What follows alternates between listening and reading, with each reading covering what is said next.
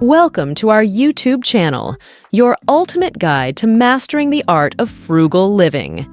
If you're looking to save money, live more simply, and make the most out of every dollar, you've come to the right place. Subscribe now and start your journey towards financial freedom and a more meaningful, minimalist lifestyle. Today we will talk about consumerism. Consumerism, particularly in countries like the United States, is pervasive and deeply ingrained in daily life. Every moment presents an opportunity to buy something new, whether it's the latest fashion trend seen on Instagram, a high-end gaming PC recommended by a favorite streamer, or a new Tesla marketed as a way to save the planet. These constant bombardments with images of what could be fuel an endless cycle of desire and acquisition. In countries at the heart of global capitalism, shopping has become a central activity.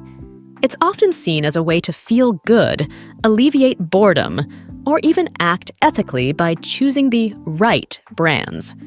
This cycle of work and spending to fill emotional voids highlights the pervasive nature of consumerism, which is particularly rampant in the United States. Consumerism is often blamed for numerous environmental and social problems. With the relentless push to consume, it's easy to see how overconsumption could be viewed as a primary culprit. Consumers make choices at the checkout counter, seemingly voting with their dollars. However, this perspective misses a crucial point.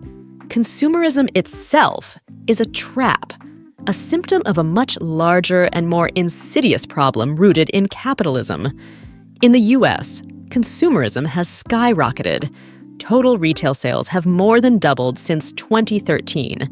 The percentage of households with 2 or more cars has increased dramatically from 22% in 1960 to 59% in 2020, while the average home size expanded by 149% from 1,595 square feet in 1980 to 2,383 in 2022. This expansion isn't due to larger families, as the average family size has actually decreased by 16% since 1980. Instead, it reflects a rise in the amount of stuff people own. When homes can't accommodate all these possessions, people turn to storage units, generating $29 billion annually for the self-storage industry. Despite unprecedented consumption rates and an abundance of gadgets and appliances, Americans aren't happier. According to the General Social Survey, only 25% of Americans are satisfied with their lives, a percentage that has declined since the 1970s and plummeted during the pandemic. This dissatisfaction is partly due to vast inequalities. While some fill their oversized homes with goods, many others struggle to survive. Over 42 million Americans rely on food stamps, and more than 650,000 experience homelessness. The economist William Gibson famously observed, "The future is already here. It's just not evenly distributed." This is evident in the disparity between those who enjoy conspicuous consumption and those who struggle with basic needs. Even for those who can afford luxuries like the newest Tesla or Apple's $3,500 Vision Pro, more consumption and income don't necessarily lead to more happiness, a phenomenon known as the Easterlin paradox. At the core of the problem is the capitalist system, which drives overproduction and creates artificial needs and desires. Companies must constantly expand their productive capacities through new technologies and lower labor costs to produce the most commodities at the lowest prices. If they fail, they risk being outcompeted. This relentless drive for profit leads to an excess of goods that must be sold to continue the cycle of capital accumulation. Consumption is a release valve for production, but it doesn't drive the flow of goods. Scholar Alan Schneiberg notes, "Consumption cannot be the leading factor in the expansion of production.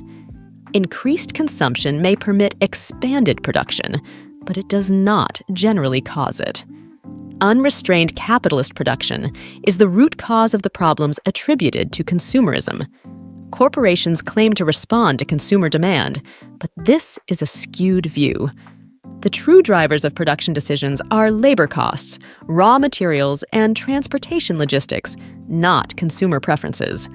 For example, in the housing market, most people want affordable, comfortable living spaces.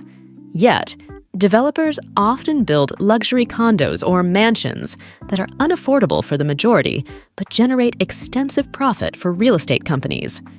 To sell their products, capitalists need consumers to buy. They manufacture desires and needs, making us believe we need the latest gadgets or trends. This is where advertising comes in, imbuing products with emotional value and meaning. Tesla, for instance, markets its cars as symbols of luxury and sustainability, masking exploitative practices in its supply chain. Advertisers wrap products in values like happiness, power, connection, or sustainability, making it easier to sell based on principles rather than utility. In the age of social media, it's not just companies directly advertising to us. Influencers and streamers constantly promote products, whether paid to or not. This has disastrous effects on mental health as people strive to fulfill these manufactured needs. Algorithms and data tracking target consumers with products they never thought about, but suddenly can't stop thinking about. The idea that voting with your dollars can affect change is misleading.